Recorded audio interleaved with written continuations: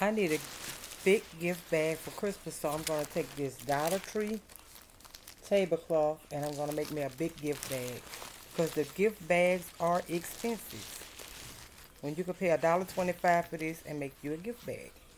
So I'm going to take this tablecloth, I'm going to fold it inside out and I'm going to serge it. I'm going to cut a little bit off the top after I serge it. I'm going to cut a little bit off the top after I serge it, and then I'm going to fold it all around. I'm going to leave me an opening. And the piece that I cut off, I'm going to take the piece that I cut off and I'm going to run it through here for my string. And you can take the piece that you cut off, you can fold it and serge that together. And then you'll have a long string. Take the string, run it through here, and you'll have a drawstring bag.